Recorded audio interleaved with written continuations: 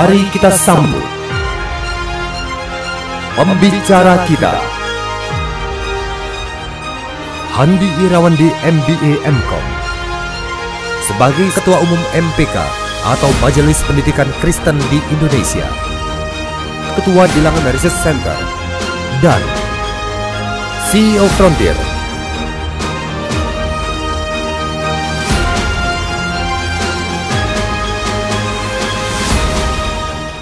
Shalom Bapak Ibu semuanya dari Sabang sampai Merauke, dan mungkin ada beberapa yang juga tinggal di luar negeri, terutama kepada para pimpinan dan jajarannya dari gereja, sinode gereja, demikian juga dari pimpinan dari Yayasan Sekolah Kristen dan semua pimpinan dari perguruan tinggi Kristen dan juga STT, serta dari dunia kerja, dari marketplace. Dan tentu saja yang saya kasihin adalah rekan-rekan pengurus MPK, MPKW, dan BRC. Ya. Jadi Bapak sekalian, ini melanjutkan daripada webinar yang lalu terhadap survei mengenai persepsi kualitas. Tapi malam hari ini saya akan fokuskan kepada yang berhubungan dengan SPP. Salah satu hal yang sensitif, kan, bagaimana kita bisa mengelola SPP dengan baik, dan kemudian kalau sekolah itu memiliki keuangan yang baik, tentunya memiliki ruangan yang sangat baik untuk bisa bertumbuh dan berkembang, ya. Nah, oleh karena itu kalau kita lihat, ternyata SPP sudah pasti sangat dipengaruhi oleh kualitas. Jadi banyak sekolah-sekolah Kristen, ternyata kalau kita lihat, kan, mereka menetapkan SPP yang sangat rendah. Bahkan kalau kita perhatikan, sangat mungkin sekali beberapa sekolah yang kategorinya D dan E, mereka hidupnya dari BOS. Ya, jadi hanya bantuan operasional sekolah yang mungkin nilainya hanya sekitar 100.000 sampai 200.000 per bulan per anak. Bisa dibayangkan, kalau kita kalikan dengan jumlah rombelnya, kita kalikan jumlah anak setiap rombelnya, nanti kita bisa lihat sudah pasti keuangannya tidak akan sehat dan tidak cukup membayar gaji guru.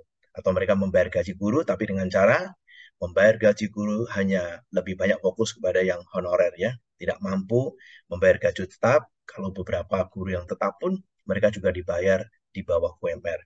Jadi ini memang satu hal yang menjadi challenge yang besar. Dan kita tahu bahwa kualitas guru yang buruk itu permulaan dari penurunan sekolah Kristen.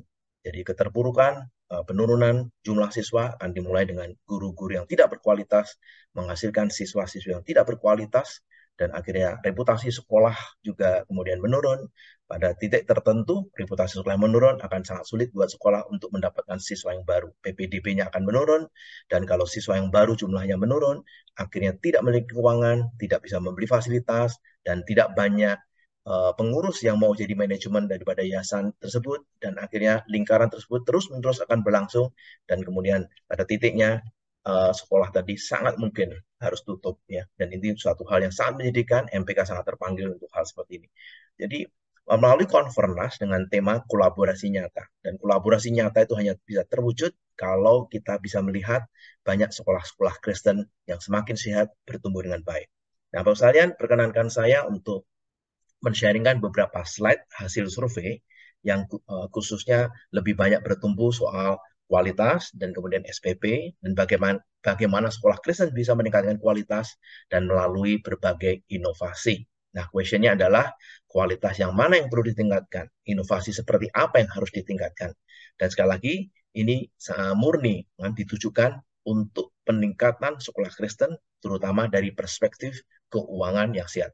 Ada banyak dimensi yang akan kita capai, tapi webinar pada malam hari ini saya akan fokuskan kepada bagaimana mengelola kualitas inovasi yang membuat sekolah bisa menaikkan SPP-nya, akhirnya menghasilkan keuangan yang sehat. Dan mari kita lihat slide yang pertama, misalnya. Jadi kalau metodologi penelitiannya, kita mendesain daripada riset ini adalah survei kuantitatif, ya. Jadi bukan survei kualitatif, ya. Kita murni kuantitatif. Jadi kita memiliki alatnya adalah kuesioner, ya, dan pengumpulan datanya adalah online survei. Kita lakukan pengumpulan data ini adalah tahun lalu, September hingga November 2023. Dan siapa yang menjadi respondennya atau populasi daripada survei ini? Mungkin perlu disimak, perlu dicatat, supaya ada gambaran setiap kali nanti kita melihat angka-angka, bahwa survei ini dikumpulkan dari responden, yaitu orang tua siswa yang memiliki minimal satu anak, dan saat ini bersekolah di sekolah Kristen. Dan kita akan fokuskan yang SD dan SMP. Dan mereka tinggal di kota yang ada di Indonesia. Ya, sekali lagi. Jadi mereka orang tua siswa yang punya anak, ya bisa satu, bisa dua, bisa tiga, tapi mereka minimum ada satu yang bersekolah di sekolah Kristen. Karena yang dievaluasi adalah sekolah Kristen. Dan jenjang yang dievaluasi untuk survei ini adalah anaknya di level SD dan SMP di kota di Indonesia. Jumlah sampelnya adalah 1.155 dan tersebar di 76 yayasan sekolah Kristen di Indonesia. Saya rasa dari segi jumlah responden 1.155, berarti kira-kira margin of error-nya sekitar 3%. Jadi satu margin error yang relatif cukup baik dan bisa dipertanggungjawabkan dan kita bisa membaca dengan data-data cukup confident. Ya. Dan kemudian kalau inti daripada kuesioner ini, kan, terutama perspektif daripada kualitas, kita punya 7 parameter kualitas sekolah Kristen. Nanti yang akan saya lanjutkan, akan kita lihat bersama-sama. Tetapi sebelum ke sana, ya, kita harus definisikan lebih dahulu, ya. Yang namanya loyalitas daripada orang tua murid pasti akan sangat dipengaruhi oleh kepuasan. Ya. Seringkali yang namanya kepuasan itu bisa mempengaruhi loyalitas, mungkin kira-kira bisa 50% atau 80%. Memang harus diakui, ada juga loyalitas yang tidak dihasilkan oleh kepuasan. Tapi mayoritas loyalitas kan, sudah pasti terjadi karena ada kepuasan. Kita senang dengan merek handphone tertentu, entah Samsung misalnya, atau merek Oppo, kita puas dan kita cenderung loyal. Kita puas dengan Telkomsel misalnya, atau dengan Axiata, sudah pasti Anda akan cenderung loyal. Demikian juga dengan sekolah. Saya puas dengan satu sekolah tertentu, saya akan cenderung loyal, saya akan mengirimkan adiknya, saya akan mempengaruhi keponakan saya untuk sekolah tertentu. Nah, kepuasan sendiri, drivernya apa? Drivernya adalah value. Ya, orang bisa melihat. Dan value itu adalah kombinasi daripada kualitas dan biaya atau harga dalam hal ini. Ya. Jadi kualitas dan biaya akan menghasilkan value, dan value ini mempengaruhi kepuasan, kepuasan mengenai loyalitas. Nah, apa yang disebut dengan value? Ya, tadi disebut dengan quality dibagi price. Jadi seringkali kita merasa membeli satu produk tertentu, entah handphone, entah baju, entah sepatu, entah alat-alat tulis misalnya, entah tas sekolah, ya. Kita senang, kita merasa value-nya bagus karena berkualitas. Kan? Tetapi tentu kalau harga terlalu mahal, orang melihat tidak ada value-nya. Saya tidak mau membeli. Atau kadang-kadang price-nya sangat murah, tapi kualitasnya demikian buruknya, orang juga tidak membeli. Oleh karena itu kalau kita melihat satu restoran misalnya, restoran itu rame, restoran itu antriannya panjang, kita bisa menduga. Sangat mungkin karena makanannya enak, karena kualitasnya bagus. Atau kualitasnya relatif baik, kan? Tidak sangat bagus, tapi harganya murah. Ya, saya lihat ada beberapa restoran misalnya, harganya murah, kualitasnya cukup bisa diterima, ternyata juga rame. Atau bahkan ada juga yang restoran yang sebenarnya harganya sangat mahal. Ya, kemudian dia menjual mie saja atau menjual nasi goreng aja mungkin di atas 100.000. Ternyata masih ramai juga. Kenapa? Karena dia memberikan kualitas yang demikian baik. Jadi pada dasarnya value adalah hasil pembagian daripada quality dibagi price. Itulah gambarannya. Nah, yang kita define mengenai kualitas banyak. Kalau di dunia marketplace, ya tentu yang namanya kualitas, nomor satu kualitas produk. Saya membeli satu laptop, karena laptop tadi sangat tahan banting, laptop tadi memiliki fitur-fitur yang baik, laptop itu sangat reliable, laptop itu mudah diservis misalnya, tahan lama, dan sebagainya. Itulah contoh kualitas produk. Tetapi kadang-kadang sebagian kualitas itu didefine juga oleh karena servisnya, after sales service-nya. Saya pergi restoran, makanan enak, tapi pelayanannya sangat ramah, pelayanannya sangat cepat. Tapi namanya kualitas itu seringkali dipengaruhi juga emosional. Kan? Ada satu restoran dan dia merasa bangga terhadap restoran tadi. Saya membeli sepatu tertentu karena pas secara emosional saya senang dengan Adidas, saya senang dengan Nike karena brandnya sangat kuat misalnya. Nah, khusus untuk sekolah saya tambahin lagi yang namanya kualitas sudah pasti bisa juga dalam perspektif spiritual. Karena itulah yang dicari oleh orang tua murid juga. Jadi kualitas bisa didemikian macam-macam, tapi yang paling banyak adalah produk dan service sebenarnya, ya, komponen utamanya. Dan kemudian namanya price untuk sekolah misalnya, kan bisa juga SPP, kan. Jadi sudah pasti itulah mulai biaya sumbangan pembangunan pendidikan, ya. Kemudian juga uang pangkal, atau mungkin dan lain-lain kan, ketika graduation misalnya harus membayar, atau dia membayar untuk uang makan dan sebagainya, dan seluruh biaya itu kita anggap sebagai price. Maka inilah value ditentukan oleh quality price, supaya kita memahami inilah merupakan fondasi daripada survei kita. Dan kemudian mari kita bicara mengenai kualitas ya. Bersama-sama dengan tim MPK ya. Saya masih ingat di sana ada Ibu Uli ya, ada Ibu Shoman, dan banyak sekali teman-teman dari MPK yang lain. Kita mengerjakan bersama-sama dengan tim BRC, dan tentu saja dengan Saudara Cemara ya, yang kita sudah banyak kenal. Bersyukur Cemara selama 5-6 tahun ini dia sudah memproduksi berbagai analisa survei BRC, sehingga bisa menjadi berkat bagi banyak pimpinan gereja, pimpinan sekolah, maupun pimpinan perguruan tinggi. Kita bersyukur dengan orang-orang Tuhan yang sudah kirimkan demikian bertalenta. Kalau kita lihat parameter kualitas, kita gunakan 7 dalam hal ini. Tentu ini bukan parameter yang sangat lengkap dan sesuatu yang kita bisa diskusikan, yang bisa ditambah, dan kemudian kita bisa beberapa orang melihat ada mungkin parameter yang tidak termasuk seperti ini. Tapi kita lihat 7 parameter kualitas yang sudah didefine, kita anggap cukup mewakili untuk memberikan gambaran terhadap kualitas sekolah Kristen. 7 parameter tadi adalah pembinaan karakter Kristen ya, ada 1 atributnya, kemudian pembinaan kerohanian ada 2 atributnya. Sekolah membiasakan anak melakukan aktivitas rohani, sekolah membuat murid semakin bertumbuh di dalam pengenalan akan Allah. Terus kualitas guru, kita gunakan 4 atribut. Guru dapat menjelaskan materi dengan baik, ya, mudah dimengerti. Guru menggunakan berbagai metode mengajar yang menarik. Dan guru peduli dengan perkembangan kompetensi murid. Guru menolong murid saat mengalami kesulitan. Kemudian kurikulum sekolah, ada beberapa atribut. Anda bisa lihat supaya berpikir kritis, kurikulum yang mengembangkan kreativitas murid, keterampilan sosial, ya, kemudian cara pandang Kristiani yang sudah pasti sangat penting sekali, Christian worldview, ada digital skill-nya, keterampilan berbahasa, kemandirian belajar. Nah, itu berbagai aspek dari kurikulum sekolah yang kita anggap atribut-atribut yang penting untuk mempengaruhi kualitas sekolah. Kemudian yang kelima adalah fasilitas pendukung proses pembelajaran. Parameter kelima, parameter keenam adalah lingkungan belajar yang kondusif, ya, jumlah siswa yang ideal misalnya, dan juga anak aman dari praktek bullying, ya, baik di dalam maupun di lingkungan sekitar sekolah. Anak merasa bebas bertanya, menyampaikan ide baru, dan mengkritisi apa saja yang diajarkan guru. Dan adanya teman yang memberikan pengaruh positif terhadap perubahan perilaku murid.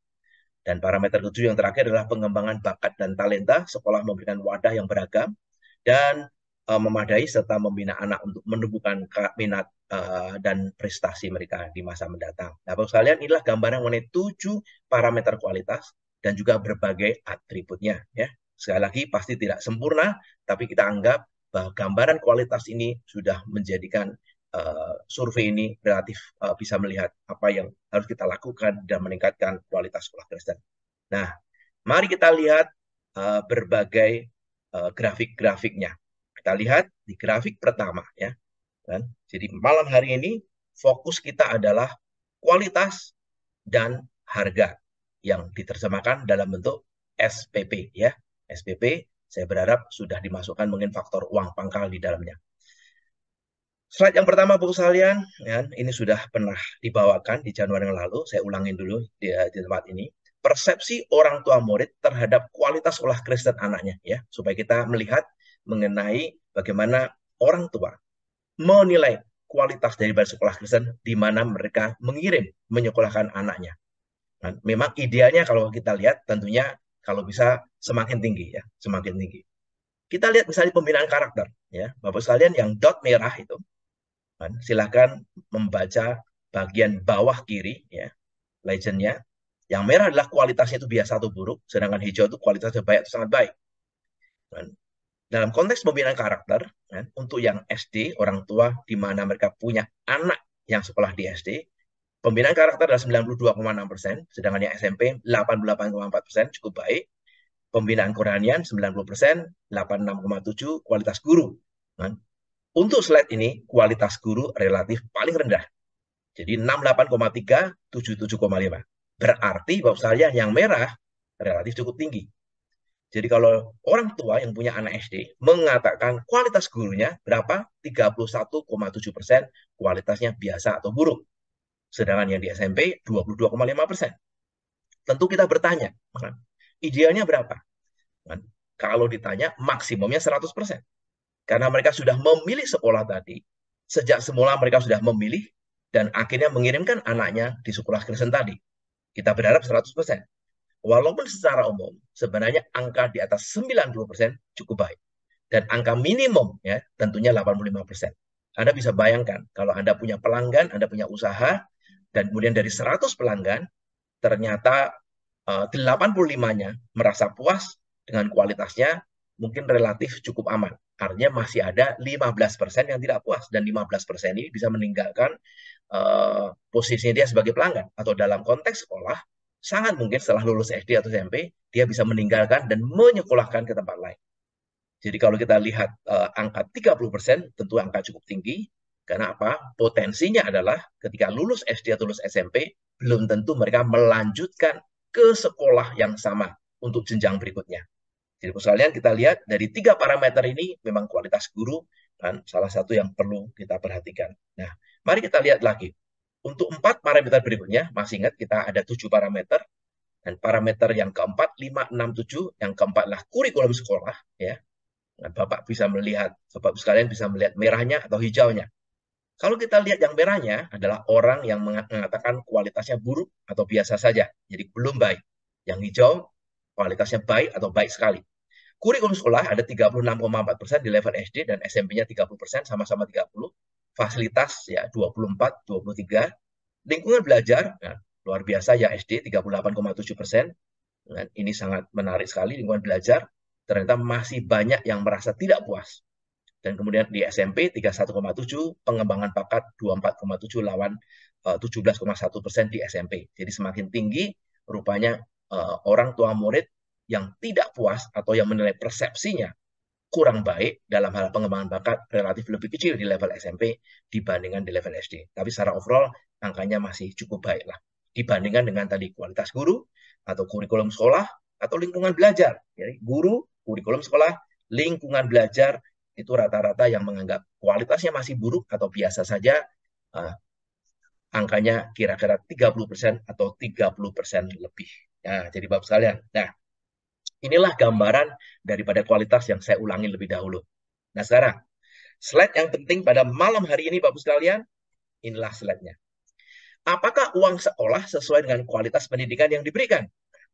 Ya, sekarang. Dan kita lihat, yang merah itu menjawab mahal. Yang merah. Yang hijau, sesuai. Nah, yang biru, ya murah atau sangat murah. Jadi mereka merasa, wah sekolah Kristen, di mana anak saya sekolah, relatif murah atau sangat murah. Jadi di survei ini kemudian kita lihat distribusinya untuk yang kelompok SD 26,9% mengatakan mahal, sangat mahal. Sedangkan 66,2% mengatakan sesuai, 6,9% mengatakan murah, sangat murah. Ya.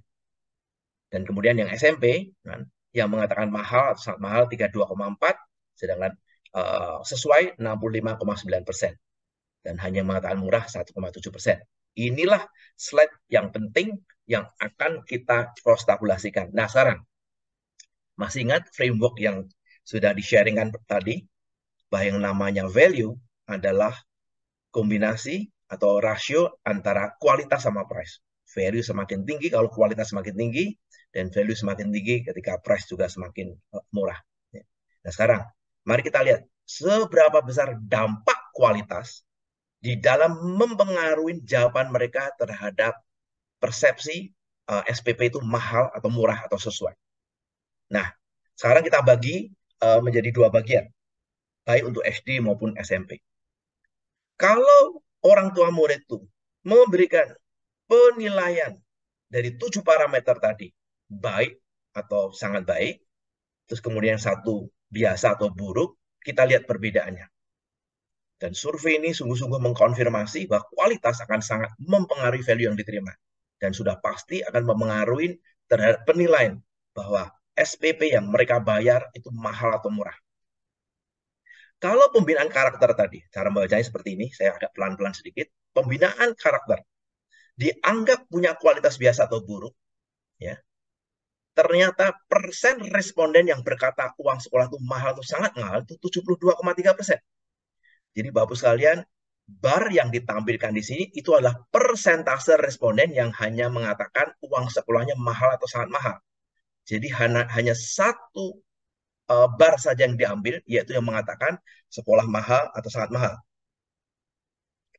Dan di atasnya, Bapak sekalian, kita lihat untuk benchmarknya, supaya Bapak sekalian masih ingat dari slide yang sebelumnya, untuk SD Kristen ada 26,9% secara overall yang mengatakan uang sekolah saya mahal atau sangat mahal. Dan pada saat kita bagi responden yang memiliki penilaian bahwa pembinaan karakter itu kualitasnya biasa atau buruk, dibandingkan kualitasnya baik atau sangat baik, kita lihat perbedaan responden yang mengatakan uang sekolah itu mahal atau sangat mahal. Jadi 22,5%, ya. Kemudian kalau kita lihat pembinaan kerohanian misalnya, yang mengatakan uang sekolah itu mahal turun menjadi 22,5%, dan kemudian kualitas guru itu 20,6%, ya. Inilah gambaran daripada pengaruh kualitas terhadap penilaian SPP. Makanya kesimpulan sementara sederhananya adalah seperti ini, Bapak sekalian. Seringkali kita menganggap bahwa SPP itu menjadi mahal. Sebenarnya penyebab utamanya adalah karena orang tua tidak merasakan kualitas mahal. Sudah pasti tidak selalu. Ada juga yang mengatakan SPP berapapun, pada tingkat kualitas berapapun, SPP-nya mahal. Tapi di sini saya ingin men-sharingkan bahwa sebenarnya ada satu pengaruh yang besar terhadap persepsi uang sekolah itu mahal apa tidak, adalah kualitas. Kita lihat di SMP juga sama polanya, walaupun kalau kita lihat penurunannya lebih banyak di SD Kristen, ya. Terutama di level SD, penurunannya ketika kualitas itu ditingkatkan, jumlah orang yang mengatakan mahal atau sangat mahal, terjadi penurunan yang lebih signifikan. Nah, mari kita lihat 4 parameter lainnya di slide berikutnya, Bapak sekalian. Kurikulum sekolah ternyata sama, fasilitas, lingkungan belajar, pengembangan bakat. Jadi pada saat dia mengatakan kualitasnya baik, fasilitasnya baik, lingkungan belajar baik, pengembangan bakatnya baik, ternyata jumlah responden yang mengatakan uang sekolah itu mahal atau sangat mahal menjadi turun. Kurikulum sekolah, selama dia mengatakan kurikulumnya baik, persen responden yang mengatakan mahal sangat mahal tinggal 19,5%. Ada nggak yang masih mengatakan mahal? Ada, 19,5%. Tetapi pesannya adalah dengan kualitas yang dipersepsi baik, yang mengatakan mahal itu relatif lebih rendah. Jadi terjadi penurunan. Jadi dari sini kita bisa melihat, Bapak sekalian, bahwa kualitas itu sangat penting yang akhirnya mempengaruhi SPP itu dianggap mahal atau tidak. Kita pergi ke restoran, Anda makan mie atau nasi goreng, 30.000, sebagian bisa mengatakan mahal, sebagian bisa mengatakan murah. Tapi kemudian Anda pergi ke tempat lain, walaupun Anda mengatakan 30.000 itu relatif murah, misalnya. Kemudian pergi ke tempat lain, nasi goreng 40.000, bisa juga Anda mengatakan murah. Kenapa? Karena ayamnya baik, banyak, dan kemudian rasanya enak. Kemudian Anda pergi juga ke hotel, kemudian makan nasi goreng lagi, dan harganya 60.000, bisa juga Anda mengatakan murah. Kenapa? Karena kualitasnya baik sekali. Disajikan di dalam piring yang sangat bagus, mungkin barangkali dikasih bumbu yang cukup banyak, dan rasanya sangat enak, kombinasinya luar biasa baiknya, lauknya banyak, dan 60.000 masih dianggap murah karena kualitasnya tinggi. Jadi di sini pun kita bisa melihat, Bapak sekalian, bahwa kualitas sudah pasti memainkan peranan bahwa SPP itu dianggap mahal atau tidak mahal. Nah, Bapak sekalian, mudah-mudahan sudah memberikan gambaran. Saya akan masuk kepada hal-hal yang lebih detail sedikit, ya. Kita tahu, masih ingat, ada 7 parameter kualitas yang disurvei di dalam survei ini, ya. Tetapi dari 7 parameter tadi, kemudian kita breakdown dari berbagai atribut. Oleh karena itu, mari kita lihat untuk beberapa hal mungkin yang lebih detailnya, ya. Dari sini kita bisa lihat inovasi apakah yang bisa dilakukan sekolah saya untuk bisa meningkatkan sekolah Kristen. Jadi saya tidak banyak berbicara inovasi di luar konteks dari survei ini. Kita masih ingat tadi ada pembinaan karakter, ya. Kita lihat selama itu dianggap baik akan meningkat, tapi saya akan coba lihat secara cepat, ya, Bapak sekalian. Pembinaan kerohanian misalnya ada beberapa atribut, yaitu sekolah membiasakan anak melakukan aktivitas rohani, sekolah membuat murid semakin bertumbuh di dalam pengenalan akan Allah ya, relatif punya kemiripan ya, tidak banyak berbeda. Next, kemudian berbagai atribut yang lain ya. Kita lihat di slide berikutnya, Bapak sekalian, mengenai kualitas guru misalnya. Nah, salah satu yang penting, guru dapat menjelaskan materi dengan baik sehingga mudah dimengerti misalnya. Relatif sedikit lebih baik dibandingkan berbagai atribut lain, baik di level SD ya kan, maupun di level SMP. Tapi di level SMP ada lagi atribut yang cukup bagus, yaitu guru peduli dengan perkembangan kompetensi murid misalnya, terutama yang di level SMP ya. Kalau di level SD, guru menjelaskan materi dengan baik hingga mudah dimengerti, dianggap guru yang berkualitas, membuat mereka itu lebih merasa puas ya kalau mereka mendengar anak-anak mengatakan gurunya baik dalam menjelaskan materi segala macam. Tapi secara overall inilah berbagai atribut ya. Dan memang antara atribut perbedaannya tidak terlalu tajam. Demikian juga kalau kita perhatikan parameter yang lain ya. Setelah itu adalah parameter yang berhubungan dengan kurikulum sekolah. Kurikulum sekolah ya rata-rata seperti ini. Bapak Salim lihat polanya ya. Jadi terjadi penurunan yang semula 26,9%, tapi kalau kita perhatikan kurikulum sekolah yang baik, akhirnya relatif terjadi penurunan dari jumlah orang tua murid sebagai responden yang mengatakan uang sekolah itu mahal atau sangat mahal. Inilah kurikulum sekolah, dan kemudian selanjutnya adalah yang tadi sorry ya ini kurikulum sekolah masih ada atribut lain ya. Jadi ada dua, masih ingat tadi kurikulum sekolah ada 7 atribut. Ini halaman keduanya ada digital skill misalnya, bahasa, kemandirian belajar segala macam ya. Bapak Salim bisa lihat, saya tidak sebutkan angkanya kembali, tapi relatif ada variasi, tapi variasi memang relatif tidak besar. Kemudian dari kurikulum kita melihat lingkungan belajar. Dari lingkungan belajar ada satu yang menarik, itu anak merasa bebas bertanya, menyampaikan ide baru dan mengkritisi apa saja yang diajar guru. Terjadi penurunan jumlah orang yang mengatakan sekolah SPP-nya mahal, jadi 19,4%. Jadi begitu kualitas dalam atribut ini baik, ternyata penurunannya relatif cukup tajam, terutama di level SD, dan di level SMP pun juga terlihat penurunannya ya, ada 29%. Kemudian beberapa parameter yang lain setelah lingkungan belajar adalah fasilitas dan kemudian pengembangan bakat. Jadi rata-rata terjadi penurunan. Jadi Bapak sekalian, dari survei ini yang berulang-ulang kita tampilkan, baik parameter maupun level atributnya, kan?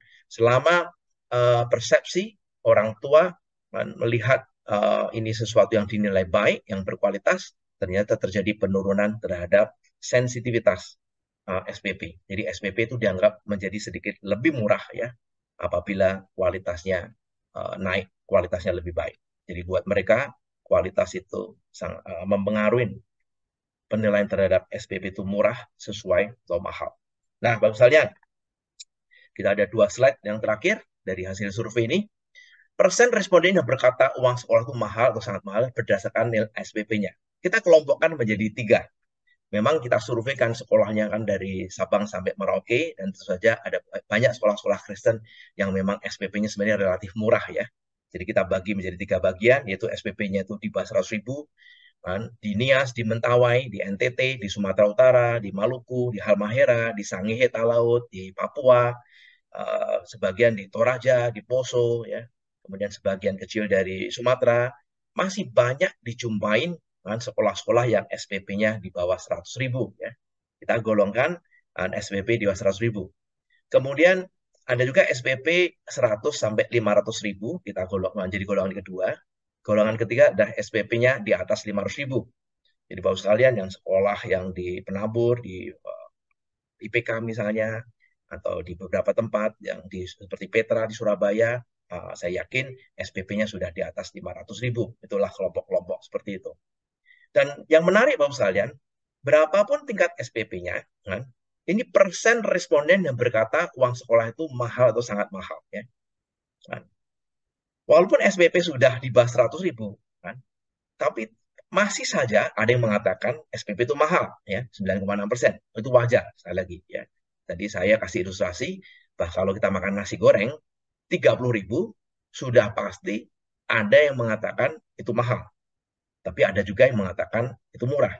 Kalau buat mereka yang kerja di kantor misalnya, dia seorang direktur, seorang manajer, dia beli nasi goreng 30.000, dia akan mengatakan nasi goreng tadi murah ya. Tapi buat orang yang kerja di kantor yang sama, tapi dia seorang office boy misalnya, seorang staff, 30.000 mungkin barangkali relatif agak mahal. Ya. Jadi memang SPP berapapun kita lihat ada saja yang mengatakan mahal atau sangat mahal. Tetapi yang menarik adalah kalau kita bandingkan SD dan SMP, relatif untuk SMP merata. Jadi SPP tingkat berapapun, persentase yang mengatakan mahal itu relatif hampir sama, antara 1/4 sampai 1/3. Jadi rupanya kalau kita lihat untuk SMP, memang sebagian orang tua murid sudah tersegmentasi ya. Nah, yang menarik Bapak sekalian, dari sini kita lihat slide berikutnya ya. Nah, jadi kalau tadi digolongkan SPP berapapun, sedangkan yang kita ambil adalah bar yang mengatakan SPP itu mahal atau sangat mahal. Nah, slide terakhir dari hasil survei ini, sebelum saya masuk dari berbagai teori dan latar belakang, supaya kita bisa melihat lebih kaya dari hasil survei ini. Kita lihat Bapak sekalian, kalau pengeluarannya, lihat sebelah kiri bawah. Kalau pengeluaran bulanan itu di bawah 6 juta, ya, kita pakai pengeluaran. Kemudian legend yang satunya adalah pengeluaran bulanannya di atas 6 juta. Di bawah 6 juta sama di atas 6 juta. Kita bagi jadi dua kelompok ya. Di bawah 6 juta sama di atas 6 juta. Nah, sekali lagi, bar ini adalah jumlah responden yang berkata uang sekolahnya mahal atau sangat mahal. Dan yang saya ambil adalah yang khusus SPP-nya di atas 500.000 per bulan. Sekali lagi ya, Bapak sekalian. Ini adalah persen responden yang mengatakan uang sekolah itu mahal atau sangat mahal.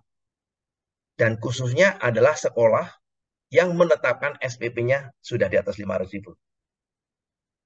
Dan mari kita lihat di level SD-nya lebih dahulu.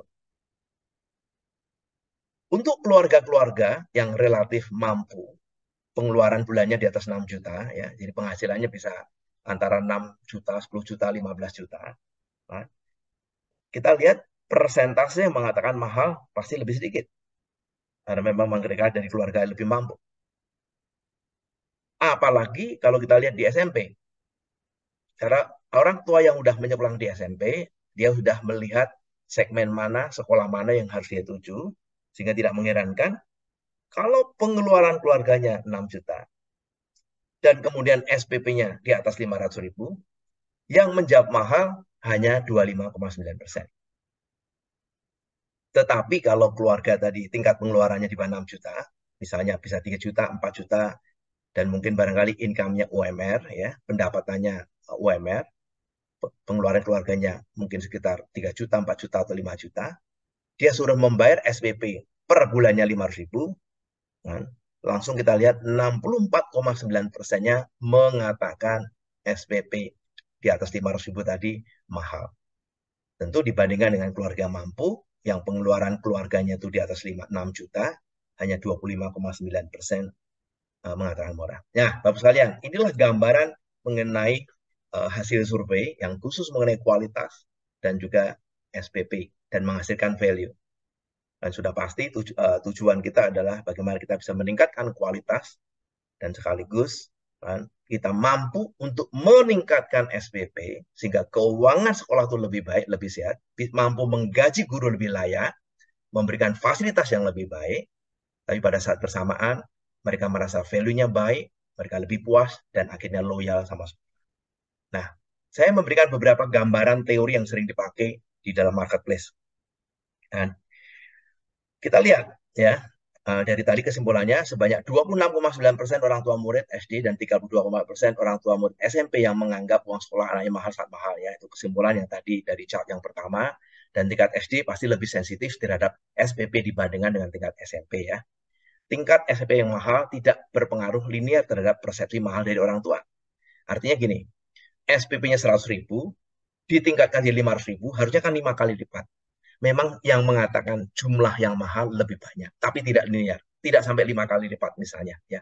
Ada perbedaan, tapi tidak linear dengan jumlah SPP yang ditingkatkan. Terus 3 atribut yang dapat menjadi prioritas inovasi agar tidak sensitif terhadap kenaikan SPP adalah kan, Tadi kan kita lihat ada 7 parameter kualitas, masih ingat kita ada beberapa kayak kurikulum misalnya, memberikan 7 atribut, ada beberapa yang punya 4 atribut, ada yang punya 2 atribut. Sekolah melakukan pembinaan karakter Kristiani. Jadi sebenarnya kita sungguh bersyukur Bapak sekalian, sebagai sekolah Kristen, sebenarnya kita mampu menciptakan persepsi kualitas. Karena beberapa orang tua memang mencari sekolah Kristen karena mereka melihat bahwa sekolah yang berkualitas adalah sekolah yang mampu melakukan pembinaan karakter Kristiani. Jadi secara natural sebenarnya sekolah Kristen itu sudah diberikan satu wadah, satu kesempatan, satu atribut di mana mereka bisa dipersepsi berkualitas. Karena orang tua sudah menginginkan adanya pembinaan karakter Kristiani. Jadi anaknya lebih disiplin, anaknya lebih bertanggung jawab, dan punya karakter kasih, ya, lebih lemah lembut dan sebagainya. Guru dapat menjelaskan materi dengan baik sehingga mudah dimengerti, ya. Ini termasuk yang menonjol tadi. Anak merasa bebas bertanya, menyampaikan ide baru, dan mengkritisi apa saja yang diajarkan guru. Jadi contoh 3 atribut yang relatif cukup baik, walaupun hampir semua atribut sebenarnya pasti menurunkan sensitivitas terhadap SPP. Jadi semua atribut kalau dinaikkan, persepsi bahwa SPP itu mahal sangat terpengaruh dan relatif turun selama kualitasnya naik. Nah, jadi clear ya, tapi saya coba comot ada 3 hal yang relatif penurunannya lebih tajam, yaitu jumlah responden yang mengatakan mahal itu turunnya lebih tajam kalau atribut ini dinaikkan. Kemudian yang ketiga, sangat penting untuk mengetahui segmentasi orang tua murid yang akan kita target untuk menetapkan SPP. Pada segmentasi kelas atas, mereka lebih sensitif terhadap kualitas, ya sudah pasti, daripada besaran SPP. Jadi kita harus menyadari, kalau kita membidik segmennya sebenarnya mampu, kan, dan kemudian SPP-nya terlalu murah, kan, sekolahnya kemudian tidak memiliki keuangan sehat, akhirnya gaji gurunya tidak layak, kan, dan kemudian banyak mencari guru-guru honor, atau kemudian beberapa di kantong Kristen kemudian melobi dinas pendidikannya supaya mengirimkan guru-guru ASN-nya, jadi guru-guru yang bukan Kristen, digaji oleh dinas pendidikan, ASN, kemudian suruh mengajar sekolah Kristen. Pasti mereka tidak punya hati. Bisa juga mereka suka bolos, dan mereka tidak punya tanggung jawab sebesar yang dibandingkan dengan guru-guru yang menjadi guru tetap sekolah Kristen. Padahal sebenarnya kalau seandainya ada segmen tertentu yang mampu dan kemudian sekolah tidak menetapkan SPP yang pas, akhirnya tentu akan membuat kondisi keuangan yang kurang baik. Jadi Bapak sekalian, ini memang hal yang kelihatan sensitif. Saya menyadarin bahwa di MPK perkataan-perkataan seperti ini akan menimbulkan satu persepsi. Kalau begitu, apakah kita mendorong sekolah itu SPP naik dan kemudian dipersepsi komersial, Bapak sekalian? Dan ini merupakan satu pilihan yang tidak mudah, saya memahaminya. Makanya gereja, hamba Tuhan, majelis, harusnya setiap kali ada kesempatan di mimbar mengatakan, engkau yang sudah diberkatin, engkau yang sudah mampu, engkau yang mendapatkan gaji yang cukup layak, jangan terlalu pelit juga untuk membayar SPP. Sebab dengan cara seperti ini, sekolah Kristen akan lebih baik keuangannya, mampu menggaji guru yang baik. Dengan cara Anda membayar SPP yang lebih layak, padahal engkau sudah diberkatin, dengan cara membayar SPP yang lebih baik, padahal engkau mendapatkan gaji yang lebih besar, Anda sudah menolong jemaat yang lain yang tidak mampu. Anda sudah menolong anak-anak yang punya talenta yang baik, padahal mereka harusnya sekolah dengan baik, tapi mereka sangat tidak mampu, akhirnya menutup peluang karena sekolah tidak mampu memberikan beasiswa. Tapi kalau dengan cross subsidi yang baik, dan kemudian hamba Tuhan, dan kemudian ketua majelis, dan bersama-sama, kan, supaya mendorong, supaya jemaatnya mendukung sekolah di mana gereja itu milikin, dan bersama-sama membuat sekolah itu keuangan lebih baik, lebih sehat, ada banyak kualitas yang bisa ditingkatkan. Akhirnya bisa menghasilkan siswa-siswi dengan masa depan yang lebih baik. Nah, Bapak sekalian, seperti tadi saya katakan, saya akan melihat dari perspektif berbagai teori untuk memahami hasil-hasil survei ini menjadi lebih baik. Di slide yang pertama, Bapak sekalian, sederhana. Inilah memahami segmen kualitas dan SPP sekolah dengan value map. Ada sekolah yang menetapkan SPP-nya 1 bulan 5 juta. Siswanya banyak. Bahkan ada juga loh yang menetapkan 10 juta per bulan. Siswanya tidak kurang. Ada yang menetapkan 3 juta, siswanya tidak kurang. Ada yang menetapkan 1 juta, siswanya tidak kurang. Ada yang menetapkan 500 ribu, masih ada siswa. Atau sebaliknya. Ada juga sekolah yang menetapkan SPP 200 ribu, tidak mampu mencari murid. Masih pindah ke negeri yang tidak membayar. Atau pergi ke sekolah swasta yang lainnya. Ada juga yang SPP-nya 100 ribu pun, ternyata jumlah muridnya juga berkurang. Nah, tapi Bapak sekalian pada dasarnya kan, memang idealnya dalam satu komunitas kan, sudah pasti kan kita sebut value map tadi. Ada beberapa sekolah yang kualitasnya bagus, ada digitalnya, kemudian ada bahasa asingnya segala macam, kualitinya bagus. Akhirnya dia bisa menetapkan SPP baik. Itu sebagai contoh titik A, sekolah A. Tapi bisa juga kualitasnya tidak sebaik A, seperti B, di atas rata-rata. Dia bisa menetapkan SPP juga di atas rata-rata. Ada juga sekolah C yang memang kualitasnya mungkin sedikit di bawah rata-rata. Untuk mendapatkan siswanya, terpaksa SPP-nya relatif lebih murah dibandingkan rata-rata di kota tadi misalnya, atau di seluruh Indonesia. Dan ada sekolah D. Ini kita sebut dengan fair value line. Setiap segmen mendapatkan muridnya. Maka ada sekolah yang menggunakan kurikulum nasional, ya, tapi ada sekolah yang SPK yang menggunakan memasukkan nasional plus atau sekolah yang zaman dulu dikatakan internasional, ya, dia punya kurikulum tertentu dan akhirnya orang senang dan orang merasa ada kualitas yang lebih baik dan guru-gurunya juga sangat baik, digaji dengan sangat baik, akhirnya juga mengajar dengan baik, ya. Dan sekolah ini juga relatif cukup baik walaupun SPP-nya mahal. Jadi di luar sana ternyata ada sekolah Kristen yang per bulannya ada yang 2 juta, 3 juta, atau bahkan ada yang 5 juta, terutama yang di Jakarta ini maupun di Surabaya, di Bandung, kota-kota besar. Akhirnya keuangan sehat, dan kemudian cash flow mereka positif, dan akhirnya mereka bisa menggunakan cash flow yang positif untuk membantu sekolah-sekolah di bawahnya. Nah, next please. Dan kalau kita lihat, nah, di manakah letak sekolah kita dalam value map ini? Bisa juga, misalnya, bukan di A, B, C, D, tapi sekolah kita, sebagai contoh adalah titik E misalnya, atau titik C. Titik E memang kualitinya buruk, apalagi E. Semakin jauh dari line tadi, sekolah tadi pasti akan cepat decline. Sudah kualitasnya buruk, SPP-nya mahal pula. Kan? Kalau kita lihat titik C dan D, kualitasnya juga buruk di bawah rata-rata, mungkin SPP-nya masih oke standar atau E. Nah, semua titik-titik yang ada di atas garis kita sebut dengan sekolah yang memberikan value yang rendah. Dan sekolah ini relatif mungkin tidak mampu bersaing dengan sekolah-sekolah lain di kota yang sama. Tapi titik-titik di bawah garis tadi, sebagai contoh sekolah A dan B misalnya, kualitasnya bagus, SPP-nya masih murah. Atau sekolah H, kan? Kualitasnya bagus, ya SPP-nya sedikit lebih mahal, tapi relatif lebih baik lah. Jadi setiap titik yang di bawah garis ini, kan, itu menunjukkan sekolah tadi memiliki value yang sangat baik. Sedangkan titik-titik yang di atas garis kan, memberikan value yang relatif kurang baik. Nah, tapi kalau kita lihat di segmen manakah yang kemudian Anda bidik, maka kemudian garisnya akan berbeda. Ini contoh Bapak sekalian, saya berikan gambaran teorinya. Untuk sekolah yang sebelah kiri, itu contoh sekolah yang memang sensitif terhadap kualitas. Maka grafiknya relatif vertikal. Ada juga segmen, mungkin di tempat-tempat kantong Kristen yang relatif tidak mampu, mereka itu adalah disebut dengan segmen yang sensitif terhadap harga. Nah, kalau di Jakarta, di Surabaya, di Bandung, atau di Medan, misalnya di Semarang, maka tidak mengherankan beberapa sekolah SPK, kan? Walaupun dia menetapkan SPP yang mahal, relatif cukup banyak orang-orang yang mau menyekolahkan anaknya. Kenapa? Karena kualitas yang mahal dan mereka sensitif kualitas, walaupun cuma 10% misalnya, kualitasnya lebih baik, tapi dia mau membayar harga. Dia mau membayar harga 30% lebih mahal, 50% lebih mahal, maka grafiknya lebih baik, lebih banyak vertikal. Sedangkan yang horizontal itu menunjukkan apa? Walaupun kualitas sudah dinaikkan cukup banyak, tapi uang SPP-nya tidak sanggup dinaikkan. Kenapa? Ini kelompok segmen yang price sensitif.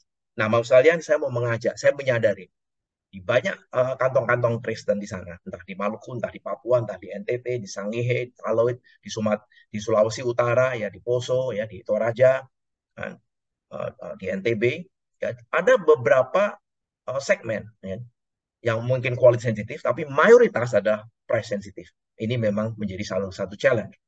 Maka sangat baik sekali sebenarnya sekolah-sekolah yang merasa, misalnya sekolah baik di Kalimantan misalnya, GKI misalnya punya sekolah, saya yakin ada orang-orang yang sebenarnya mampu. Sangat baik sekali kalau kita membuat sekolah untuk mentargetkan orang-orang quality yang segmen ini, supaya kita bisa meningkatkan SPP-nya, dan kemudian kita gunakan kelebihan cash flow-nya untuk membantu sekolah-sekolah yang SPP-nya sangat rendah. Nah, jadi inilah contoh yang sangat baik, dan saya berharap MPK bisa mendorong beberapa sekolah supaya mereka bisa memiliki beberapa kelas yang mendeliver quality yang lebih bagus dan tingkatkan SPP-nya sampai pada tingkat mereka masih puas. Tapi sekali lagi, jangan meningkatkan SPP tanpa diiringi dengan peningkatan kualitas. Sekali lagi, kualitas itu apa? Anda bisa fokuskan kepada karakter, mungkin Anda bisa fokuskan mengenai masalah bahasa, Anda fokuskan mengenai masalah digital misalnya, kurikulumnya, dan sebagainya. Seperti berbagai atribut yang sudah kita berikan. Atau Anda bisa mengatakan kita mau memberikan satu kurikulum yang sangat bagus, di mana anak-anak itu bebas berpendapat, kita selalu memberikan pengajaran lebih banyak grupnya, sehingga mereka lebih bisa mengeluarkan pandangan pendapat mereka di kelas tanpa khawatir. Itu beberapa contohnya.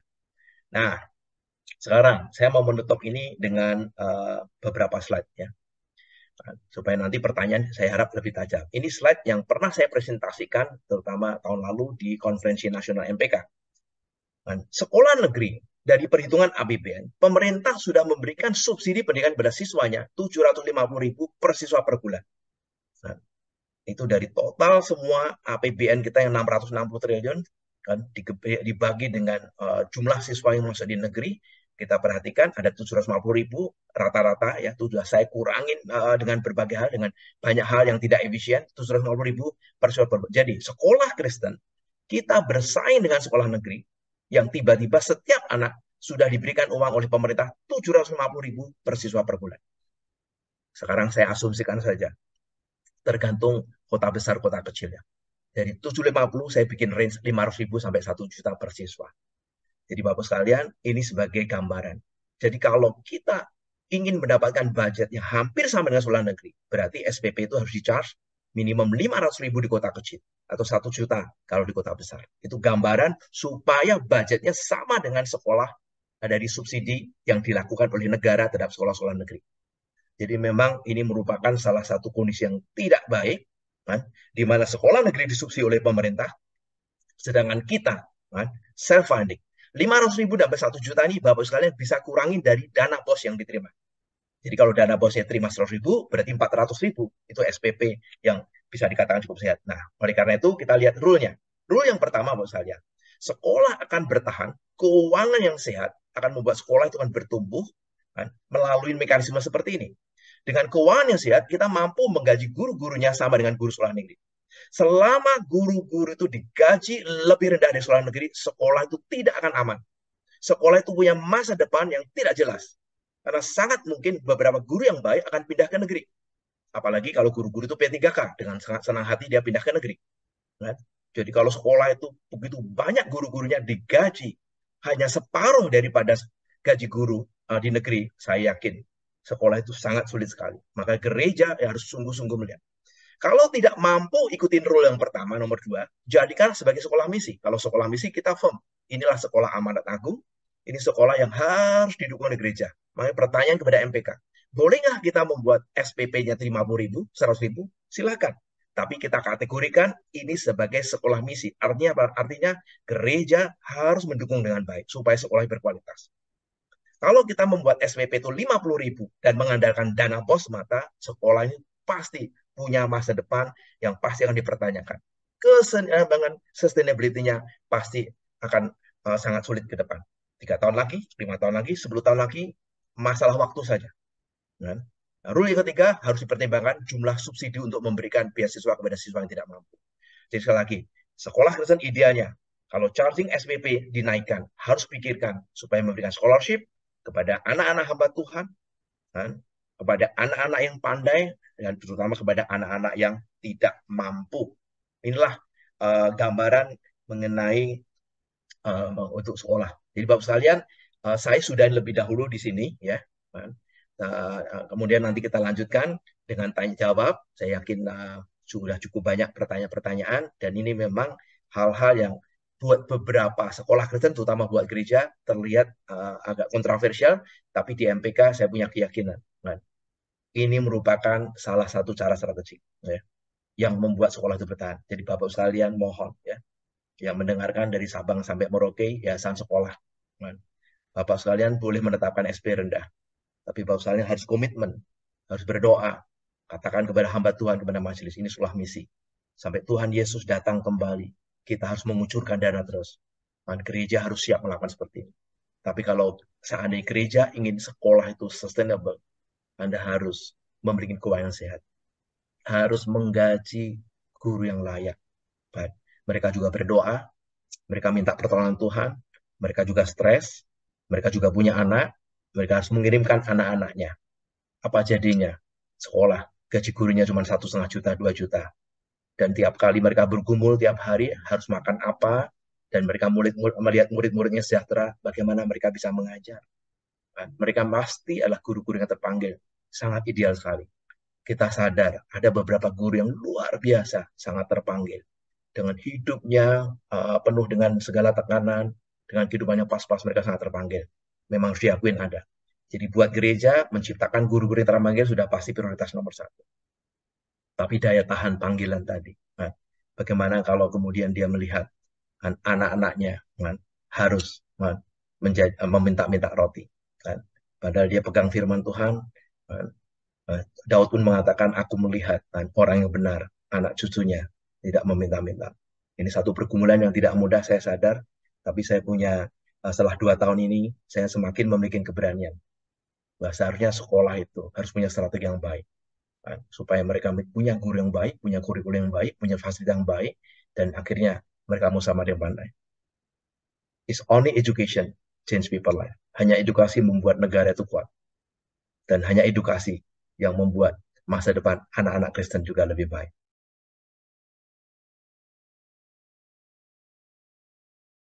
Nah, Pak Handi di sini udah ada beberapa pertanyaan yang dipilih nih ya oleh kami semua. Nah, tapi ada beberapa yang saya bacakan terlebih dahulu deh ya. Yang pertama nih Pak, sebenarnya mana sih yang perlu didahulukan duluan ya Pak? Menaikkan kualitas atau naikin SPP dulu karena keterbatasan dana operasional? Kalau dari Pak Handi sendiri mana yang perlu didahulukan? Jadi Bapak sekalian, dari hasil survei ini sebenarnya cukup jelas ya. Tadi saya juga udah membuat satu statement. Tidak mungkin sekolah tiba-tiba menaikkan SPP tanpa perubahan kualitas. Itu akan sulit menghadapi komplain mereka, akan sulit untuk menghadapi berbagai pertanyaan daripada orang tua murid. Bapak sekalian, kalau saya memahami juga sekolah-sekolah yang SPP-nya rendah, sudah pasti kan, kadang-kadang posisi keuangannya tidak baik-baik saja. Itulah sebabnya kan, kita mengajak Konfernas, tadi ketua panitianya Pak Beni, beliau adalah sekaligus juga ketua daripada MPKW Jabudi Sinten ya. Jadi Pak Beni saya lihat beserta seluruh timnya selama 3 bulan terakhir, baik MPK maupun PGI, terus-menerus mempersiapkan. Dan saya melihat semalam juga mereka meeting sampai 3 jam, dan terus-menerus mengupayakan. Maka saya sangat berharap sekali Bapak sekalian. Ya, sudah ada 500 yang sudah mendaftar di Konfernas ini. Ya, kan? Hampir 500, kita berharap kita masih punya seat, kita berharap bisa mengisi kapasitas sampai 650 atau 700. Jadi kesempatan yang sangat baik, terutama saya mengajak kalau Bapak sekalian, pimpinan gereja sinode, pimpinan yayasan sekolah, ya, perguruan tinggi Kristen, ya, terutama juga dari Dudi, ayo kita bersama-sama menyelesaikan masalah. Pertanyaan pertama ini, kan, ini sudah merangkum kan, semua permasalahan kita. Kan. Jadi Bapak sekalian, kan, sudah mau menaikkan SPP pada kondisi keuangan yang tidak baik, atau menaikkan kualitas, juga bingung dari mana dananya, Anda meningkatkan fasilitas, mau ngecat tembok saja butuh dana, gitu ya. Terus nambah guru sudah pasti dana. Nah, oleh karena itu, Tuhan sudah memberikan ekosistem sekolah yang banyak. Jadi otomatis, kan, Bapak sekalian, kalau tidak bisa berjuang sendiri, langkah pertama adalah meyakinkan stakeholder yang lain. 90% sekolah Kristen dimiliki oleh gereja, ya. Dan sisanya 10% dimiliki oleh para entrepreneur yang terpanggil untuk membuka sekolah Kristen. Nah, otomatis kan, kalau pemiliknya gereja, prinsipnya gereja, gereja juga perlu bertanggung jawab karena mereka yang mendirikan, mereka yang memulai. Jangan sampai mereka mengakhiri dengan menutup. Kan? Mari datang ke gereja dengan sinode, Anda minta kepada mereka kan, bagaimana caranya. Dan kemudian selain sinode, kan, coba pikirkan berbagai kekuatan yang lain adalah dari para jemaat. Kalau kita bisa mengetuk hati para jemaat, terutama bersyukur kalau ada beberapa jemaat yang diberkatin supaya mereka juga menjadi bagian. Jadi otomatis mereka bisa meminjamkan dananya misalnya, atau gereja meminjamkan dananya. Atau gereja komitmen untuk memberikan setiap persembahannya, total persembahannya sekitar 10%, 15% kepada sekolahnya. Nah, jadi pada saat kita tidak memiliki apa-apa, ya bersyukurlah kalau seandainya yayasan sekolah juga memiliki orang-orang yang punya keteladanan misalnya. Sebagai yayasan dia juga memberikan keteladanan untuk bisa menyumbangkan sebagian berkatnya. Atau dia mengetuk hati dari jemaatnya. Tapi duduk bersama dengan gereja. Jadi message pertama adalah, mari kita berkolaborasi dengan orang-orang yang memiliki kapasitas yang lebih besar pada saat kita kondisinya keuangan terpuruk. Terus kemudian kedua, mulai pikirkan kira-kira kualitas mana yang mau dinaikkan dan mulai komunikasikan. Kalau sudah dipilih, dikomunikasikan. Oke, saya ingin membuat satu seperti contohnya saya masih ingat bicara sama Prof. Joni yang di Kalimantan, Pak Andi di GKI, sebagian sekolah kurang baik-baik, saya akan membuat satu kelas yang dikatakan kelasnya kelas yang spesial, yang akselerasi, di mana SPP-nya lebih mahal, tapi saya harus menambahkan sesuatu, kan? Entah digitalnya. Saya lihat di Kalam Kudus, misalnya di Padang, khusus ada digital, ada beberapa tempat mereka menambahkan bahasa Inggris, bahasa Mandarin, atau musiknya, dan sebagainya. Atau mungkin secara simbol mereka mengatakan saya ingin membuat karakter anak-anak itu lebih baik dalam perspektif Kristiani. Nah, ini kalau dikomunikasikan dan ketiga diwujudkan planningnya ya. Nah, setelah itu kan tentu baru dinaikkan SPP dan sudah otomatis Bapak sekalian perlu sekali sebagai yayasan harus aktif. Jangan sampai dipilih yayasan sekolah meeting pun setahun sekali ya. Kemudian meeting bulanan selalu off ya. Kasihan kepala sekolahnya, dirpelnya, koordinatornya, guru-guru mereka merasa tidak didukung oleh yayasan. Dan yayasan bisa mengatakan, karena saya tidak didukung oleh gereja. Nah, kalau gitu sulit sekali menjadi satu lingkaran. Jadi sekalian, ini penyelesaian bersama-sama, bicarakan dengan gereja, bicarakan dengan jemaat, minta bantuan mereka. Kemudian strateginya, pilih satu dua atribut yang penting saja, yang mungkin tidak membuat resources, sebagai contoh fasilitas itu bisa agak terakhir misalnya, ya. Nah, jangan perbaikan fasilitas yang terlalu banyak, tapi lebih banyak mungkin atribut kualitas yang relatif gampang. Kita punya komitmen, dananya tidak mahal, kita komunikasikan. Saya yakin dengan cara seperti itu, orang tua murid menyadarin ya, bahwa untuk masa depan anak-anak saya, supaya lebih baik anak saya, sekolahnya perlu berkualitas. Supaya berkualitas, mari kita berkorban bersama-sama. Itulah cara pemikiran yang perlu kita lakukan. Begitu kira-kira untuk jawaban yang pertama, saya berharap Anda menemukan satu proses ini menjadi lebih baik. Jadi jangan patah semangat kalau kondisi kas kosong, kan, minta bantuan ya. Saya yakin gereja duduk bersama-sama, kemudian juga jemaat, dan of course ya, pasti banyak berdoa. Baik, terima kasih Pak Handi. Nah, ini berikutnya masih ngomongin tentang SPP.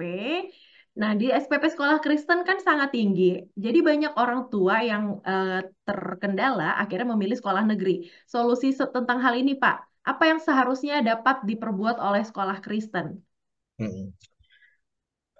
Memang ada tiga hal ya. Pertama, memang sangat baik sekali untuk menyadarkan kepada orang tua murid bahwa pendidikan itu mahal. Ya. Hampir di seluruh negara, kan? Even negara yang kaya pun, even di Amerika misalnya, kalau mereka itu punya gaji yang cukup bagus, seorang manajer, punya anak dua, mereka mau menyalahkan ke sekolah yang private, kan? Seringkali buat mereka juga sebagian besar tidak mampu, ya. Tidak mampu. Kan? Tapi sebagian berusaha kan untuk mencari cara supaya mereka sekolah private. Nah, jadi kedua, kan, tadi message saya pertama adalah kan, kalau sekolah mahal ya, memang kalau sekolah private yang bagus di seluruh dunia, kan, kecuali sekolah misi sekali lagi ya. Kalau itu sekolah betul-betul misi, sekolah yang berkualitas di seluruh dunia, nggak ada yang murah Pak. Kecuali sekolah misi, mendapat bantuan dari gereja, mendapat bantuan dari pihak lain. Terus yang kedua, kan, jadi Bapak sekalian, menyadari seperti itu, jadi orang tua murid harus sadar kalau sekolah kenapa saya harus membayar 3 juta. Tapi kedua, kan, tunjukkan memang sekali lagi keunggulan dari sekolah itu. Kan, mengapa harus menyekolahkan di swasta? Kan, tadi kan kita lihat berbagai atribut. Kan, walaupun Anda menyekolahkan dengan sekolah SPP yang lebih mahal, di negeri itu murah, tetapi Anda mendapatkan pendidikan karakter yang lebih baik, mempersiapkan anak. Oleh karena itu, sekolah pendidikan adalah investasi yang terbaik untuk masa depan anak-anak. Kelihatannya suffering, kelihatan kita menderita, ada pengorbanan, tapi investasi pendidikan selalu ada payoff-nya dan sudah proven. Ya. Nah, makanya dari pihak sekolah kan, sudah pasti, sekali lagi harus kan, menciptakan keunggulan-keunggulan daripada sekolah negeri. Dan kalau kita sekolah Kristen, salah satu keunggulan kita yang sudah Tuhan berikan adalah kita menghadirkan Christian worldview. Jadi mereka tidak hanya belajar pengetahuan, tidak menjadi orang yang pandai, tapi iman mereka diperkuat. Dan itu sudah anugerah Tuhan yang besar.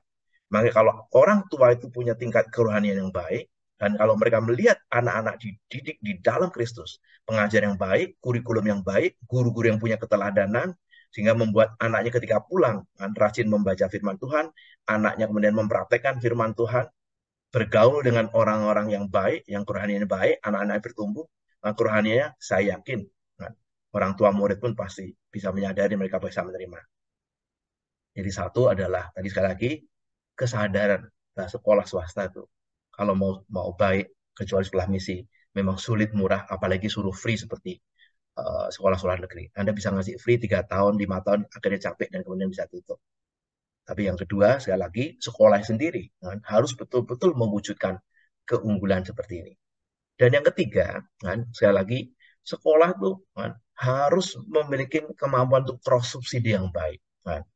Sekolah Katolik dalam hal ini memberikan praktek yang lebih baik. Ada orang bayar 100%, ada orang bayar 0%. Maka sekolah Kristen harus punya data yang baik, mengenal jemaat yang baik, yang tidak mampu betul-betul kasih beasiswa 100%. Kan. Nah, bisa juga bentuk cross subsidinya adalah membuat dua sekolah yang berbeda. Beberapa sekolah yang baik, kemarin ada satu majelis juga atau pengurus yayasan yang di Surabaya, tanya sama saya berkatakan, Anda punya murid sudah cukup bagus, 1.800, Anda punya SP seperti ini, dan mungkin barangkali saatnya untuk memikirkan untuk membuka sekolah SPK. Charging SPP yang lebih mahal lagi. Dan memang segmennya ada. Seringkali orang mengatakan, aduh sekolah Kristen mahal, dan Anda punya SPP 500.000, 250.000, dan kemudian merasa bahwa itu terlalu mahal. Ya, kenapa? Dan kita tidak mendidik mereka, mengajarkan mereka bahwa sekolah itu memang mahal, tapi keuntungan sekolah Kristen luar biasa. Terus tiba-tiba ada sekolah yang tidak Kristen, yang SPK, tiba-tiba menetapkan SPP 2 juta, 3 juta, muridnya banyak. Nah, jadi sebenarnya ada segmen yang bisa dibidik. Oleh karena itu, satu cross subsidi bisa juga memang sekolah Kristen mulai mempersiapkan sekolah SPK, pengajaran yang bagus, dan cash flow yang positif tadi digunakan untuk membiayai sekolah-sekolah yang di mana segmen kita itu memang price sensitif, sehingga SPP-nya harus relatif lebih rendah. Begitu, Alan. Nah, Pak, masih terkait tentang hal itu, Pak. Bagaimana cara menjelaskan ke wali murid, Pak, terkait Oh ya, SPP yang tinggi tadi, Pak? ya, saya rasa mungkin tadi berulang-ulang sudah saya sampaikan ya. Memang sudah bersyukurlah harus sekolah Kristen punya hamba Tuhan, punya majelis dan punya yayasan sekolah yang betul-betul bersekutu ya. Kan? Dan kemudian betul-betul mereka bersatu untuk memberikan penjelasan. Saya yakin ada banyak kesempatan tadi mimbar menjelaskan kepada orang tua murid sama anak itu relatif lebih gampang loh, dibandingkan ke gereja. Di gereja ibadah kan, cuma sekali 1 minggu. Di sekolah muridnya itu setiap hari. Dan orang tua murid kalau dipanggil ke sekolah, kemungkinan besar mereka bersedia datang, meninggalkan pekerjaan. Mereka bisa minta izin oleh bosnya, Pak, ini ada sekolah, dan banyak bos itu, mereka sekalian merelakan. Saya pribadi punya banyak karyawan, kadang-kadang saya tanya karyawan, kenapa hari ini nggak masuk, Pak? Dipanggil sekolah. Ya, kadang-kadang saya merasa bahwa pendidikan penting ya. Jadi saya berikan juga supaya mereka bisa cuti ya. Karena kita tahu bahwa pendidikan itu hal yang penting ya. Jadi itu masalah komitmen saja kan, untuk menjelaskan. Dan komitmen itu artinya apa? Kita punya waktu. Komitmen itu artinya apa? Kita betul-betul berusaha dengan sungguh-sungguh supaya kita bisa mengkomunikasikan mereka dengan baik ya. Saya yakin banyak gereja, banyak yayasan sekolah yang punya talenta untuk melakukan hal seperti itu. Untuk pertanyaan berikutnya saya gabung nih ada dua pertanyaan yang mirip. Saat ini sekolah negeri banyak yang udah bagus dengan kurikulum yang baik sehingga tidak melirik sekolah Kristen lagi. Nah, bagaimana MPK dan yayasan-yayasan pendidikan Kristen nih Pak perlu menyikapinya? Karena banyak juga nih sekolah swasta yang berbasis agama dari sekolah agama tetangga kita, tapi jauh lebih berkualitas daripada sekolah Kristen. Silakan Pak Handi. Ya, Bapak Ibu sekalian, ya, memang harus saya akuin ya. Rasanya banyak sekolah Kristen, terutama yang kelompok yang tadi Pak Beni sebutkan tadi 40% kelompok D dan E ya, atau kelompok C yang 30%, memang relatif terlambat. Kan? Sebagai pelaku bisnis, saya juga melihat ketika pemerintah punya amandemen 2009, yaitu menetapkan APBN untuk Kementerian Pendidikan Kebudayaan itu 20%. Itu membuat budget kementerian kita sangat besar. Maka tidak ada kementerian yang punya budget melebihi dari Kementerian Pendidikan dan Kebudayaan Ristek ini 20%. Dan tahun 2024 nilainya adalah sekitar 660 triliun, budget yang sangat besar. Maka tidak mengherankan mereka punya peluru, mereka punya kapital yang cukup. Indonesia tidak kekurangan guru akibatnya, karena gaji guru negeri relatif cukup baik. Kita memiliki 3,3 juta guru dengan 50 juta siswa, rasionya adalah 1:15, rasio kita itu sama dengan Amerika, sama dengan Jerman, sama dengan Perancis, sama dengan Jepang.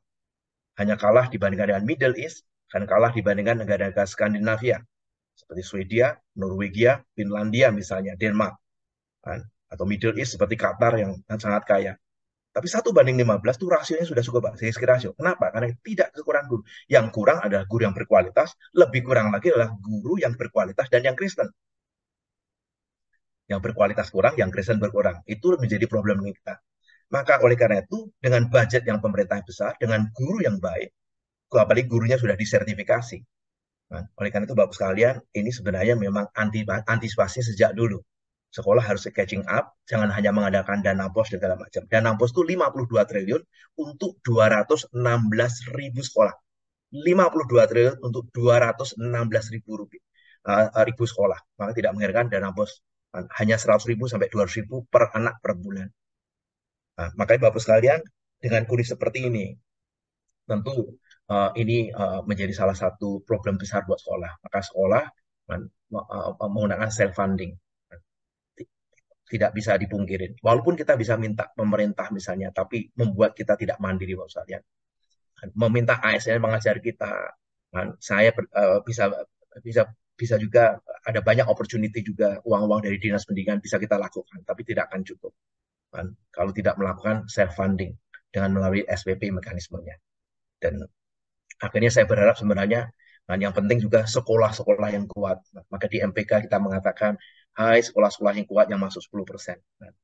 Bantulah sekolah-sekolah yang lemah, ya. Bantulah. Jangan hanya memikirkan sendiri, kemudian buat sekolahnya hebat, luar biasa, menang olimpiade sana-sini, ya. Tapi tidak menengok sekolah-sekolah yang ada di Papua, di Maluku, di Ambon, di Halmahera, Sangita Laut. Itu sekolah-sekolah kantong-kantong Kristen. Nah, Bapak sekalian, tadi ada pertanyaan mengenai sekolah agama. Budget dari kementerian sebagian ditransfer ke Kemenak dan jumlahnya cukup besar. Maka di Kemenak pun dikenal juga sekolah. 217.000 itu adalah jumlah sekolah yang ada di Kemendikbud, Bapak sekalian. Itu yang dicatat oleh Kemendikbud. Jadi sekolah-sekolah yang punya nomor pokok nasional sekolah, NPSN-nya itu adalah sekolah di bawah Kemendikbud. Ada sekolah-sekolah yang di bawahnya Kemenak, kalau teman-teman Muslim itu namanya adalah Rafaul Afdal, madrasah, ya, mulai dari MT, MI sampai madrasah Alian, MA, itu sekolah setara SMA. Nah, itu jumlahnya cukup banyak, dugaan saya sekitar 70.000. Kenapa mereka suka pergi ke Kemenak? Ada berbagai kemudahan. Nomor satu dari segi kurikulum, mereka bisa mengajarkan Al-Quran, kitab suci mereka 30%, dan kemudian tidak perlu ngikutin kurikulum dari Kemendikbud, jadi mereka punya space yang banyak. Sedangkan Kristen pun juga ada sekolah teologi. Sekolah teologi kita itu ada di bawah Kemenak, itu jumlahnya kira-kira 400 unit. Namanya lah sekolah teologi SD, sekolah teologi SMP, dan sekolah teologi SMA. Tapi mirisnya adalah 150 sudah tutup. Sedangkan saudara sepupu kita semakin berkibar. Nah, ini memang yang diperjuangkan juga melalui Konfernas, Bapak sekalian. Maka sungguh saya berharap, ayo pemimpin yayasan, pemimpin gereja, datanglah Konfernas MPK. Kita buat solusi bersama. Kita di MPK, saya berusaha untuk mengundang juga, selain Dirjen Bimas Kristen, adalah direktur daripada Dirjen Bimas Kristen yang mengurus sekolah teologi. Salah satu solusinya memang, sebenarnya sekolah-sekolah yang tidak mampu bisa dipindahkan ke sekolah-sekolah di bawah Kemenak. Dan kemudian menjadi sekolah misi, dan bantuan dari Kemenak sebenarnya cukup baik juga, cukup besar, ya. Minimum sama dengan dana BOS, karena mereka punya dana puluhan triliun yang besar, ya. Jadi Bapak sekalian, itu memang beberapa choice yang bisa dilakukan juga, ya. Apalagi kalau gereja-gereja juga bisa membantu, dan beberapa sekolah bisa dipindahkan ke Kemenak. Sebenarnya salah satu kemungkinan solusinya, tapi tidak menyelesaikan masalah kalau tidak sungguh-sungguh komitmen dari seluruh stakeholder, ya. Kira-kira gambaran seperti itu, ya, mengenai masalah sekolah di negeri. Nah, sekarang mungkin terakhir choice kita. Ini Bapak sekalian, dari total berapa ini? Ada 500 lebih yang mendengarkan. Mm-mm. Bapak, sekarang choice-nya buat MPK pun juga. Kalau memang sekolah itu harus tutup misalnya ya, kan? Sebelum tutup, mungkin sekolah itu perlu dipikirkan apakah lebih baik sekolah itu merger, kan? Sekolah itu diadopsi. Sekolah-sekolah yang kuat, saya sebenarnya sangat mengharapkan sekolah-sekolah yang kuat bisa mengadopsi, bisa membantu menjadi sister school-nya. Itu kondisi yang paling ideal. Jika sesama sekolah Kristen bisa membantu, sungguh luar biasa kalau itu terjadi. Tapi kalau tidak pun, kan, itulah sebabnya ada berbagai upaya yang dilakukan. Kan. Memang mungkin sekolah-sekolah Kristen perlu fokus kepada kan, PAUD dan SD. Firman Tuhan ditanamkan sejak mereka usia dini. Dan kalau mereka harus sekolah di SMP dan SMA, kan, ke negeri, ya silahkan. Tapi paling tidak, waktu di level early childhood, ketika di PAUD dan di SD, mereka sudah mengenal firman Tuhan. Dan mereka mendapatkan pendidikan yang lebih baik, tapi firman Tuhan sudah ditanam oleh mereka. Itulah sebabnya, sebagai contoh gerakan daripada MPK, puji Tuhan. Dan MPK kita bisa melobi dan meyakinkan pemerintah Kemendikbud supaya MPK diberikan kesempatan menseleksi PPG Prajabatan. Semester ini Bapak sekalian sebagai ketuanya Pak Johan Tumanduk, dengan Pak Johan dengan sangat semangat udah keliling berbagai tempat, kita akan diberikan jatah 850 untuk menseleksi PPG Prajabatan. Kalau sudah 1 tahun selesai, PPG Prajabatan ini kan, membuat anak-anak bisa mendapatkan tunjangan sertifikasi yang maksimum yang bisa sampai 2,5 juta per bulan. Bayangkan kalau 2,5 juta per bulan berarti ada sekitar 30 juta per tahun. Jadi kalau MPK bisa 1.000 saja, itu sama dengan 30 miliar uang dari pemerintah, itu diberikan selama dia itu tersertifikasi, bisa mengabdi negara itu 20 tahun, 30 miliar dikalikan 20, 600 miliar uang sebesar. Cuman saya terus terang agak kecewa juga. Kenapa banyak sekali sekolah-sekolah dan gereja tidak mau mendukung, mencari anak-anak muda supaya bisa PPG Prajabatan. Tapi saya bersyukur tim MPK, Pak Johan Tumanduk sangat semangat. Saya bersyukur dengan tim-tim MPK yang luar biasa. Mereka sangat membimbing anak-anak PBG Prajabatan seperti anaknya sendiri, padahal mereka itu kerja sebagai direktur, mereka para profesional, tapi mereka mau membimbing anak-anak untuk daftar PBG Prajabatan sampai kemudian testing seperti Pak Wahyudi yang ahli PPG ya, kemudian mengajarkan kepada anak-anaknya untuk supaya lolos ya. Saya sungguh terharu melihat pelayanan seperti ini. Bapak sekalian, semester depan atau mungkin bulan depan ada 850 MPK diminta untuk menyeleksi prajabatan.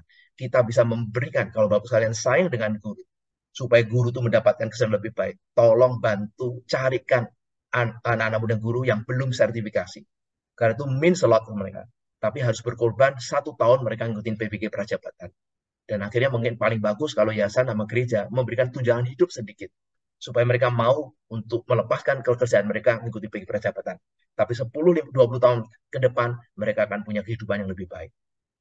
Baik. Baik, Pak Handi. Nah, Bapak Ibu juga Pak Handi ini ada pertanyaan tentang branding. Ini sekaligus nih karena Pak Handi ini sangat sangat ini nih sangat expert dalam hal branding ya. Pak Handi ini terkait branding sekolah. Kalau misalnya ini ada 2 pertanyaan yang saya gabungkan.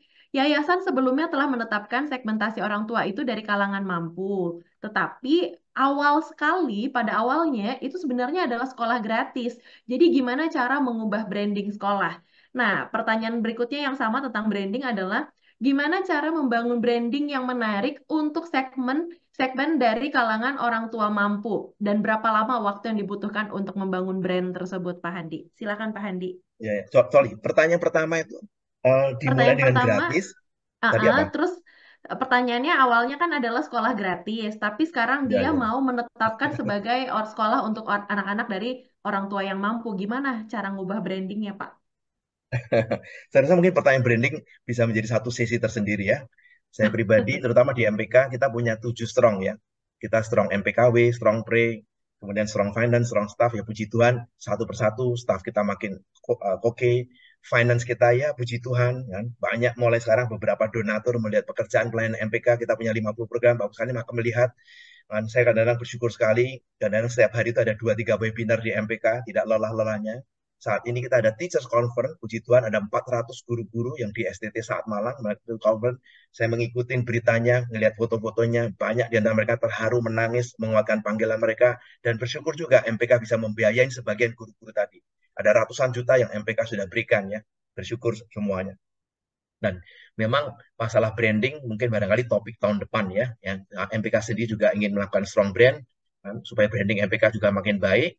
Tapi saya yakin ini pekerjaan yang tidak mudah, melelahkan. Kayak tadi pagi sebenarnya saya bikin seminar branding juga top brand ya dari pagi sampai siang sebelum webinar ini. Tapi ini untuk para manajer dan direktur ya dari perusahaan-perusahaan besar yang concern sama branding. Tapi memang branding atau reputasi, membangun reputasi sudah pasti hal yang sangat penting ya. Karena branding, itulah sama seperti firman Tuhan mengatakan, engkau sudah diberkati pada saat engkau tidur ya. Kalau brand yang kuat itu contoh. Jadi firman Tuhan yang mengatakan bahwa orang bisa diberkati saat tidur, kan? Itulah ketika punya brand yang kuat. Kalau brand yang kuat, kan, tidak banyak pekerja, kan, tidak usah banyak effort pun, kan, murid mau daftar, orang tua murid mau daftar. Tapi untuk membangun brand yang kuat sudah pasti membutuhkan waktu yang lama, kan. Berbahagialah yang punya nama baik karena lebih berharga daripada emas perak kan. Ya. Nah, kembali mungkin branding cukup complicated, tapi saya mulai dengan branding itu sudah pasti kan, nomor satu all about quality juga ya. Quality yang baik suatu hari akan menciptakan branding ya. Tetapi quality juga tidak cukup kan, saja kalau tidak diimbangi dengan komunikasi. Maka kalau kita bicara branding harus ada awareness juga. Nah, kalau awareness, kita mulai ada sosial medianya, perbaiki Instagramnya, perbaiki segala macam. Banyak channel yang membuat branding lah ya. Tapi hari ini harus diakuin sosial media. Sebagai contoh juga masuknya website. Website sesuatu yang sangat penting. Mulai dari sosial media, komunikasi. Oleh karena itu quality, tapi harus dikomunikasikan. Karena apa? Brand itu dimulai dari awareness, Bapak sekalian. Terus yang kedua, kan, esensi daripada branding pertama adalah awareness. Yang kedua adalah brand image atau association. Maka sekolah itu pada saat dia itu milih quality, milih mengkomunikasikan, menciptakan awareness, tapi menciptakan image. Nah, image itu harus kita cari apa yang membuat sekolah itu berbeda. Ilmu branding itu ilmu diferensiasi. Kan? Jadi otomatis kita harus mencari apa sih yang membuat saya diferensiasi. Kalau di kota ini sekolah Kristen yang lain, ternyata mereka itu punya musik, punya olahraga. Ya, saya bahasa. Terlalu banyak orang bahasa Inggris. Padahal saya punya kompetensi kan menggunakan bahasa Mandarin. Apalagi hubungan sama Indonesia sama China kan luar biasa. Ekspor kita terbesar dari ke China, impor terbesar kita dari China. Seperempat perdagangan Indonesia dari total ekspor impor itu dengan China. Mungkin ke depan hari ini secara resmi terdaftar hampir 100.000 pekerja dari China, ditambah dengan keluarganya, ditambah mereka yang menjadi turis segala macam. Mungkin barangkali Mandarin menjadi salah satu choice-nya. Mungkin saya perbaiki Mandarin. Saya melakukan diferensiasi dari segi bahasa. Ada yang digitalnya, ada kurikulumnya, ada mulai karakternya. Ada sekolah yang di Jawa Timur mengatakan saya mendidik anak supaya menjadi leader misalnya, ya, leader masa depan. Itu contoh-contoh branding. Jadi perlu ada diferensiasi. Ya, mungkin sampai di sini saja. Harapan saya kualitas plus komunikasi. Tapi harus dipikirkan bagaimana menciptakan awareness, menciptakan brand image, dan brand image pada dasarnya adalah positioning atau diferensiasi. Jadi harus mengkomunikasinya pun. Jangan semuanya dikomunikasikan, malah nggak nempel di benak orang tua. Ada beberapa yang bagus itu yang dikomunikasikan, sehingga membuat brand kita lebih kuat dan mudah diingat. Ya, oke, mungkin sudah 847 ya. Oke, Pak, ini ada berarti ini nih Pak ya. Mari kita dukung nih Ibu Bapak supaya Pak Handi berikutnya bisa mencetak buku tentang branding sekolah Kristen ya Pak. Ini penting nih supaya sekolah Kristen juga bisa bersaing dengan baik. Pak Handi, ini ada pertanyaan yang paling terakhir deh Pak sebelum Bapak closing statement ya Pak. Nah, ini pertanyaan yang terakhir adalah tentang kualitas guru di bawah UMR nih. Berdasarkan hasil survei bahwa kualitas guru dan kurikulum perlu sebentar, saya salah baca. Oh ya benar. Berdasarkan survei terlihat bahwa kualitas guru dan kurikulum ini perlu ditingkatkan. Bagaimana Yayasan Kristen menyelesaikan hal ini, Pak Handi? Dan kualitas guru berbanding dengan gaji yang diberikan belum mencapai UMR bahkan di bawahnya. Jadi gimana supaya bisa mengambil strategi yang tepat? Nah, saya pertanyaan terakhir itu nggak dijawab, tapi dijawab di Konvernas. Nah loh. Melalui FCD ya. Ya, tapi saya juga kemarin di panitia di Teacher Conference di Malang ya, dengan hadirnya 400 guru mereka melakukan survei ya. Saya sudah melihat hasil survei sepintas ya. Tapi di satu sisi saya nggak surprise, di sisi lain juga saya sedih. 60% guru-guru Kristen kan, dari survei yang notabene tidak mewakili seluruh Indonesia itu digaji di bawah UMR. Kadang-kadang saya juga sangat terenyuh melihat semangat mereka, melihat perjuangan mereka ya. Tapi itu something kita harus kerjakan bersama-sama. Makanya Pak Beni bersama seluruh tim mengatakan kolaborasi nyata, ya. Ayo kita sungguh-sungguh. Makanya salah satu ciri daripada MPK pelayanan kita mengajak dunia usaha juga, dunia usaha, ya. Sebagai contoh, ada beberapa sekolah SMK Kristen yang terpuruk. Kan, saya udah bicara dengan beberapa konglomerat. Saya ceritakan bahwa SMK itu punya 128 jurusan dan kalian tuh punya ribuan karyawan. Lulusan SMK bisa diserap. Saya mengatakan kalau dilakukan kolaborasi seperti ini, saya punya harapan yang besar. Nanti tahun ke-6 SMK itu pasti bangkit. Karena salah satu diferensiasi image yang baik adalah lulusan SMK bisa diserap. Kalau Anda yang mengambil, kan pasti lebih baik. Tapi memang saya tidak menjanjikan. Nah, saya sudah bicara sama Direktur SMK dengan Pak Wardani, yang notabene dulu adalah pengurus MPK. Pak Wardani sudah mempersiapkan, saya minta listnya SMK mana yang terpuruk. Nanti saya berikan jodohnya untuk pengusaha-pengusaha yang mau mengambil. Tapi saya memang dalam hati saya ada kekhawatiran. Ada banyak sekolah-sekolah yang sangat posesif, sudah tahu turun, tapi mereka pasti masih mau memperjuangkan sampai tutup. Sangat disayangkan. Mudah-mudahan bisa ketemu di Konfernas. Saya berharap nanti ada kelompok FGD untuk SMK, mana yang terpuruk, dan saya berharap ada konglomerat, ada orang yang punya dana berlebih, yang mau membantu SMK. Dan saya sudah mendapatkan 2-3 orang-orang yang mengasihin seperti ini, dan dia punya karyawan ribuan, dia akan bisa menyerap. Itu contoh saja, tapi saya berharap jawabannya ada di Konfernas, ya, Alan. Oleh karena itu, Bapak sekalian, please, ya, mari kita ikut Konfernas bersama-sama. Di MPK, Konfernas tidak mencari untung, kita bersyukur, Bapak sekalian, kan, dalam 3 hari terakhir ini kita dapat konfirmasi ada beberapa perusahaan yang memberikan sponsor. Itulah sebagai Konfernas kita lakukan dengan cara yang murah. Kan, Bapak sekalian bisa menghitung, kan, Konfernas itu pasti disubsidi, ya, pasti disubsidi. Tidak mungkin cukup untuk membiayai biaya Konfernas. Terima kasih, Alan, dan waktunya pas sekali 8.50. Ya. Closing statement, Pak. Terakhir dari Pak Handi, closing statement untuk anjuran atau ajakan buat setiap kita yang hadir pada malam hari ini. Bapak sekalian, saya sudah berkata banyak gitu ya sebagai pelaku usaha, tapi Tuhan percayakan sebagai ketua MPK dan PRC, ya. Oleh karena itu tentu kadang-kadang saya punya perspektif yang terlihat berbeda dengan banyak hamba Tuhan, ya, atau majelis, ya. Tapi saya ingat juga salah satu yang mendasarin kekuatan saya untuk menyampaikan hal seperti ini adalah Lukas 14, ya, 28, ya. Siapakah di antara kamu yang ingin membangun menara tidak duduk lebih dahulu untuk menghitung anggarannya? Jangan-jangan, ya, ternyata anggarannya tidak cukup. Nanti orang lain akan melihat Anda mulai membangun tapi tidak sanggup menyelesaikan. Akan menjadi cemooh buat orang lain. Jadi kenapa hari ini saya memberanikan melontarkan hal seperti ini? Karena saya yakin Tuhan juga menciptakan semuanya serba sempurna. Dan Tuhan yang menciptakan sistem keuangan. Kan? Kita bisa berdoa, tapi Tuhan harus kasih hikmat kepada kita, bahwa sistem keuangan harus beres. Dan Anda tidak punya pemasukan, bagaimana bisa membangun sesuatu yang berkualitas. Oleh karena itu, mari bersama-sama kita ketuk orang yang punya hal-hal pendanaan seperti ini, supaya mereka mau bayar SPP dengan layak, gereja mendukung, kita berikan kepada mereka-mereka yang tidak mampu. Padahal, oleh karena itu, hal yang menarik buat MPK seperti itu. Mari kita ciptakan satu sistem keuangan yang sehat, karena Tuhan sudah menciptakan sistem keuangan yang sehat. Padahal mungkin kita mampu melakukan. Kita punya passion, punya komitmen, pelayanan bersama-sama. Pelayanan pendidikan sungguh sangat penting buat masa depan mereka.